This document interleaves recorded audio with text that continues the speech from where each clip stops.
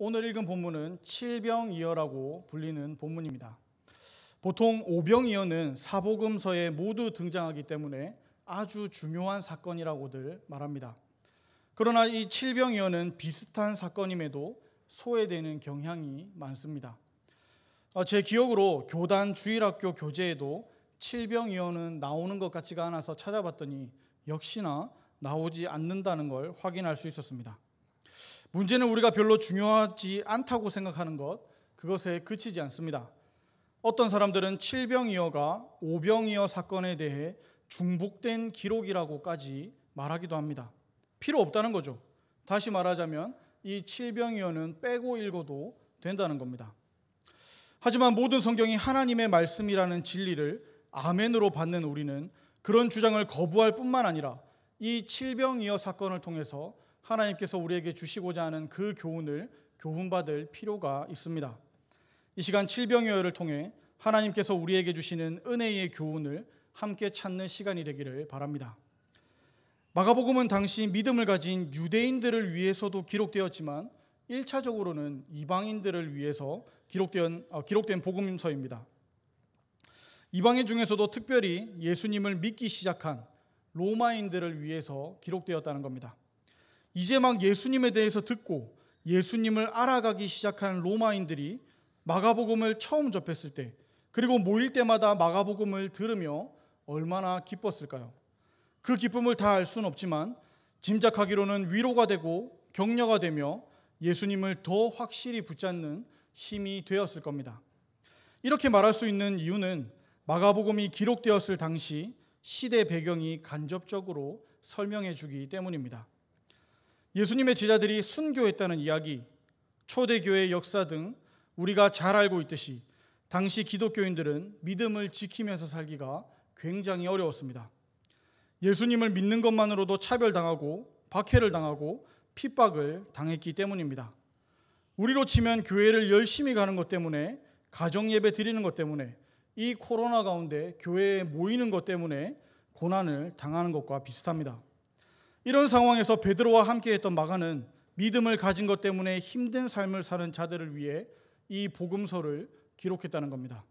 오늘 본문은 그 복음서 중에 한 부분입니다. 오늘 본문의 사건은 칠병이어입니다. 오늘 마가복음 몇 장이었죠? 8장입니다. 오병이어는 이미 6장에서 나왔었습니다. 그런데 왜 또 이 조금의 떡으로 많은 사람들이 먹고 남았다는 이 내용을 다시 한 번 더 기록을 했을까요? 제가 생각한 가장 큰 이유는 이방인들을 위한 복음서이기 때문이 아닐까 하는 생각이 들었습니다. 오병이어 때 있었던 사람들 대부분, 아니 거의 전부 다죠. 전부 다는 유대인들이었습니다. 그런데 오늘 칠병이어는 이미 유대 지방이 아닌 이방 지역에서 일어난 사건이며 제자들을 제외하면 거의 전부가 이방인들이었습니다.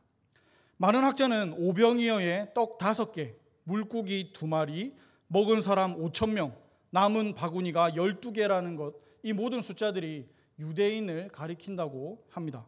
그리고 칠병이어에 떡 7개, 물고기 2어마리, 먹은 사람 4,000명, 남은 광주리는 7개, 이런 숫자들은 이방인의 숫자를 상징한다고 이야기합니다. 반대할 생각은 없지만 숫자의 의미를 가지고 나누는 것보다 지역적인 차이와 이 기적을 체험한, 이 떡을 받아 먹은 사람들의 국적이 더 타당한 근거를 제공한다고 생각합니다. 어쨌든 요점은 이방인들을 위한 칠병이어의 기적을 기록했다는 겁니다. 아니 그렇다면 로마 지역도 아니고 오히려 로마와 정반대인 지역에서 일어난 이 칠병이어의 사건을 듣고 로마인들이 어떤 은혜를 또 어떤 위로를 받을 수가 있었을까요? 그리고 오늘은 우리는 로마인도 아닌데 이 마가복음을 읽고 듣고 묵상하며 어떤 은혜를 또 어떤 위로를 어떤 교훈을 받을 수가 있을까요? 한 절씩 살펴보도록 하겠습니다. 1절 시작을 그 무렵에 하고 시작하고 있습니다. 앞의 내용과 연결되고 있다는 것이죠. 앞의 내용이 어떤 내용이었습니까? 두로 지방, 시돈, 데가볼리 지방을 통과하여 갈릴리 호수 등 여러 지역을 다니시며 사람들을 치유하시는 내용이 기록되어 있습니다. 그런 예수님의 치유를 사람들이 어떻게 반응합니까? 7장 37절입니다. 사람들이 심히 놀라 이르되 그가 모든 것을 잘하였도다. 못 듣는 사람도 듣게 하고 말 못하는 사람도 말하게 한다 하니라. 사람들은 예수님의 치유 사역에 굉장히 놀래하고 있습니다. 그리고 그 모든 것을 긍정적으로 평가합니다. 그래서 그런지 큰 무리가 예수님을 따릅니다. 그런데 그 큰 무리는 대부분 병을 고치기 위해 예수님을 찾은 사람들 또는 예수님을 통해서 병이 나은 사람들이었습니다. 왜냐하면 1절에서 먹을 것이 없다고 기록하기 때문입니다. 특히 그 큰 무리는 예수님과 이미 사흘 동안 함께하고 있습니다. 아마도 병을 고치기 위해 다른 것을 가지고 올 신경을 쓸 수 없었던 것 같습니다. 그리고 병이 나았다면 감사하고 찬양하느라 또 찬양하고 기뻐하느라 계속 예수님 주위를 맴돌았던 것 같습니다. 그리고 3절 기록에 보면 그 중에서는 멀리서 온 사람들도 있었습니다. 그런데 예수님은 이제 사역을 마치시고 다른 지방으로 가시려고 합니다. 지금 있는 지역의 병자들을 모두 고치시고 복음을 들어야 할 사람들 모두에게 복음을 다 전하셔서 이제는 다른 지역으로 또 가고자 하시는 겁니다. 그런데 그냥 떠나시지를 못합니다. 왜 그런지 다시 1절을 봅시다. 그 무렵에 또 큰 무리가 있어 먹을 것이 없는지라. 예수님의 치유 사역과 하나님 나라에 대한 복음을 다 전했습니다. 그런데 그 큰 무리에는 먹을 것이 없었다는 겁니다. 이미 사흘을 함께 있으면서 하루 이상 아무것도 못 먹은 사람도 있었을 겁니다. 3절에 예수님께서 이렇게 말씀하시죠. 만일 내가 그들을 굶겨 집으로 보내면 길에서 기진하리라. 예수님은 육신의 병을 다 낫게 하셨습니다. 그리고 육신의 피로뿐만이 아니라 하늘나라 복음도 전하셔서 영의 피로도 다 채우셨습니다. 그런데 또 하나 배고픔까지 걱정하고 계십니다. 배고픔만 걱정하는 것이 아니라 그들이 기진할 것을 걱정하고 계십니다. 이 기진한다는 말은 완전히 탈진하는 상태까지 허약해진다라는 뜻입니다. 물론 그곳에 모인 모두가 그런 상태는 아니었을 겁니다. 그러나 그 중에는 그런 사람들도 포함되어 있었다는 겁니다. 3절 하반절에 예수님께서 말씀하시죠. 그 중에는 멀리서 온 사람들도 있다고. 예수님은 우리의 필요를 알고 계십니다. 그저 단순히 관심을 가지시는 것이 아니라 진정한 관심을 가지고 계신다는 이야기입니다. 이미 우리를 다 알고 계신다는 겁니다. 여러분은 여러분 스스로를 어떻게 생각하십니까? 여러분은 지금 당장 무엇이 필요하다고 생각하십니까? 그 당시 예수님을 따르는 큰 무리의 가장 큰 관심은 자신들 혹은 자기의 지인들, 자기의 친구들 혹은 가족들의 병이 낫는 것이었습니다. 물론 그것도 중요한 일입니다. 그러나 그 다음은요. 그 다음은 전혀 생각하고 있지 못하고 있지 않습니까? 자신이 예수님을 만나고 치유를 받고 복음을 듣고 집으로 돌아가다가 배고파 쓰러져 죽을 수도 있다는 사실을 전혀 모르고 있지 않습니까? 지금은 굶어 죽는 사람이 주변에 없기에 쉽게 와닿지 않을지는 모르겠지만 우리도 비슷합니다. 내가 생각하지도 못했던 상황들이 곧 나에게 닥쳐올 수도 있는데 전혀 모르고 살고 있지 않습니까? 하지만 예수님은 우리의 필요를 알고 계십니다. 마태복음 10장 30절에는 머리털까지 다 세신 바 되었다고 말씀하십니다. 나보다 나를 더 잘 아시는 분이라는 거죠. 로마에서 믿음을 지키던 그리스도인들은 예수님이 나의 문제를 알고 계신다는 것에 큰 위로가 되었을 겁니다. 예수님을 믿으면 천국은 갈 수 있지만 이 세상 살아가는 것이 지옥보다 더 큰 고통인데 그런 나의 삶에 나도 모르는 필요를 먼저 알고 계시는 예수님이라는 사실에 감사했을 겁니다.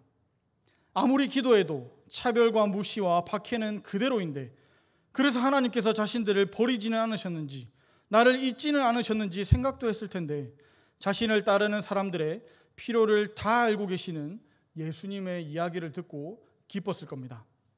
사랑하는 성도 여러분, 나에게 아는 문제 혹은 모르는 문제가 있습니까? 분명히 있을 겁니다. 그러나 우리에게 그 문제는 아무것도 아닙니다. 왜냐하면 예수님께서 이미 우리의 문제를 다 알고 계시기 때문입니다. 그 필요가 무엇인지, 어떤 종류인지, 무엇에 관계된 것인지 예수님은 다 알고 계십니다. 그리고 예수님은 우리의 필요를 아실 뿐만이 아니라 채우기를 원하십니다. 그래서 제자들을 불러 말씀하십니다. 2절 상반절이죠. 내가 무리를 불쌍히 여기노라. 헬라어 원어로 보면 내장이 움직인다라는 표현인데 한국말로 불쌍히 여긴다라고 잘 번역하였습니다. 우리는 감정의 변화를 마음의 변화라고도 합니다. 그리고 그 마음은 가슴 속에 있다고 생각합니다. 그래서 불쌍한 것을 보면 가슴이 아프다라고 말하죠. 그런데 유대인들은 그런 마음이 있는 곳이 내장이라고 생각했습니다. 즉 감정을 느끼는 곳이 내장이라는 겁니다. 한번 생각해 볼까요? 이 속에서 내장이 움직일 정도로 감정의 변화가 있다는 표현이죠. 동정심을 나타내는 말입니다. 예수님이 떠나가시고 무리가 뿔뿔이 흩어져 집으로 돌아가게 될 것인데 어떤 사람은 길에서 배가 고파 죽을 수 있다는 것을 불쌍히 여기시는 겁니다. 상황을 강조하기 위해서 배고파 죽을 수 있는 사람을 이야기했지만 집에 가기 전까지 배고파서 힘들어할 사람들도 포함된 말입니다. 이런 불쌍히 여기시는 마음, 즉 긍휼의 마음은 바로 하나님이 우리를 보시는 마음입니다. 시편 103편 13절에서 다음과 같이 말씀합니다. 아버지가 자식을 긍휼히 여김같이 여호와께서는 자기를 경외하는 자를 긍휼히 여기시나니. 하나님을 경외하는 자를 긍휼히 여기시는 하나님같이 예수님을 사흘이나 따르고 있는 사람들을 긍휼히 여기는 마음은 같은 마음입니다. 그리고 시간을 뛰어넘어 그때나 지금이나 동일한 긍휼입니다. 예수님을 따르며 육신의 배고픔으로 지친 자들을 위로하시던 그 긍휼이 오늘날에는 이 육신의 배고픔을 넘어 몸은 비만으로 가지만 영적으로는 더 굶주리고 더 목마르고 완전히 텅텅 빈 것 같은, 그래서 지금 당장 이 자리에서 영적으로 배고파서 쓰러져 죽어도 전혀 이상할 것 없는 우리를 향한 긍휼입니다. 예수님은, 그리고 하나님은 우리의 필요를 아시고 그 필요 때문에 가슴 아파하셨습니다. 여러분은 여러분의 문제가 여러분만의 것이 아님을 기억하셨으면 좋겠습니다. 그 누구도 도울 수 없다는 것 잘 압니다. 그 누구도 내 생각과 내 마음과 내 고민에 공감해 주지 않는다는 것 너무나 잘 압니다. 그러나 그럴 때 기억하시기 바랍니다. 예수님은 여러분의 필요를 아시고 도우시며 채우기를 원하십니다. 예수님은 이런 마음을 제자들에게 전하셨습니다. 본문에는 나오지 않았지만 제자들에게 먹을 것을 주라고 말씀하셨습니다. 그러자 제자들이 대답을 하죠. 4절입니다. 이 광야 어디서 떡을 얻어 이 사람들로 배부르게 할 수 있으리까? 예수님, 떡 없는데요? 라고 말하고 있습니다. 예수님 한번 보세요. 여기 광야예요. 돈도 없지만 돈이 있어도 떡을 살 가게가 없어요. 만약 가게가 있어도 이 4,000명의 무리가 다 먹을 수 있는 떡이 가게에 있겠어요? 앞에서 이야기했지만 당시에 예수님께서 다니신 지역들은 다 마을이었습니다. 갈릴리 지역은 여기저기 마을들이 많이 있었습니다. 또한 마을마다 음식을 파는 가게가 당연히 있었습니다. 그러나 그 당시 아무리 큰 마을이라고 해도 마을 전체 주민이 3,000명 정도였기 때문에 가장 큰 마을을 간다고 해도 4,000명이 먹을 만큼의 음식을 구하는 것은 불가능했습니다. 더군다나 지금 이 대화를 나누고 있는 지역은 큰 마을의 마을회관이 아니라 광야 한가운데입니다. 제자들은 맞는 말을 하고 있습니다. 틀린 게 전혀 없습니다. 하지만 6장에서 오병이어 사건을 경험했다면 대답이 좀 달라져야 했지 않았을까요? 예수님, 전에는 떡 5개로 5,000명을 먹이셨는데요. 지금 저희에게 떡 7개가 있습니다. 뭐 이래야 하지 않았을까요? 그런데 제자들은 줄 떡이 없다고 이야기합니다. 실제로 유대인인 제자들이 이방인들을 무시해서 그랬다면 이해가 됩니다. 당시 유대인들은 이방인들을 사람이라고 생각하지 않았기 때문이죠. 그러나 그렇게 보이지는 않습니다. 실제로 제자들의 눈에는 단순하게 7개의 떡과 그 많은 4,000명의 무리만 보였다는 겁니다. 그러니 줄 떡이 없죠. 큰 무리의 상황, 그리고 멀리서 온 사람들의 상황을 다 아시는 예수님께서 이런 제자들의 마음을 모르셨을까요? 아셨을 겁니다. 아셨지만 먼저 제자들에게 떡을 주라 하셨고 떡이 없다 하니 너희에게 떡 몇 개가 있느냐고 물어보십니다. 우리도 제자들처럼 예수님을 제안할 때가 있습니다. 내가 이렇게 저렇게 하고 싶은데 안 되죠. 왜요? 상황이 안 되니까요. 내가 이런 계획 저런 계획을 가지고 있는데 포기합니다. 왜요? 여건이 안 되니까요. 제자들의 모습을 놓고 여러분들에게 부탁드리고 싶습니다. 여러분이 가진 것을 보고 여러분의 상황을 보고 판단하지 마시고 예수님의 긍휼을 바라보시기를 바랍니다. 여러분의 문제들이 다 해결될 것이라는 말은 아닙니다. 그렇게 말씀드리지 못해서 죄송합니다. 다만 우리의 판단으로 예수님을 제한하지 말자는 겁니다. 예수님께서 여러분을 보시며 긍휼히 여기십니다. 그리고 예수님은 긍휼히 여기면서 슬퍼만 하지 않으셨습니다. 적극적으로 이 문제를 해결하기를 원하셨습니다. 그래서 제자들을 부르셨고 먹을 것을 주라고 말씀하셨습니다. 답답한 제자들의 답에는 너희에게 떡 몇 개가 있느냐고 물으셨습니다. 이제야 제자들은 자기들이 가지고 있었던 떡 7개를 꺼내놓습니다. 아마도 예수님과 12명의 제자들만 먹기 위한 떡이었던 것 같습니다. 예수님 1개 드리고 나머지 6개를 반으로 쪼개서 먹었을까요? 아니면 제일 어린 요한에게 1개 다 주고 나머지를 쪼개서 먹으려고 했을까요? 어쨌든 이제 한 조각도 못 먹게 되었다고 생각했었을 겁니다. 제자들도 분명히 배가 고팠을 텐데 이제는 아예 못 먹게 되었구나라고 생각했을 겁니다. 예수님은 무리를 명하여 땅에 앉게 하셨습니다. 그리고 떡 7개를 가지고 축사하십니다. 감사기도이죠. 여러분이 지금 이 자리에 계신다면 무슨 생각이 들 것 같습니까? 죄송합니다만 저는 굉장히 웃길 것 같습니다. 왜 그런지 설명을 비슷하게 한번 해보겠습니다. 제가 군대에 있을 때 철책 근무를 하던 때가 있었습니다. 넘어가면 북한이죠. 워낙 산골짜기라 차량으로 오기가 힘들기 때문에 한 사람 정도 타고 있을 수 있는 그런 케이블이 있었습니다. 손으로 줄을 끌어서 산 아래에서 그나마 이제 차가 올 수 있는 도로와 연결시킨 그런 케이블이었습니다. 한날은 눈도 많이 오고 날씨도 계속 추웠기 때문에 찻길이 완전히 끊겨버린 때가 있었습니다. 이 부식이라고 부르는 밥을 만들어 먹을 수 있는 재료도 거의 다 떨어졌습니다.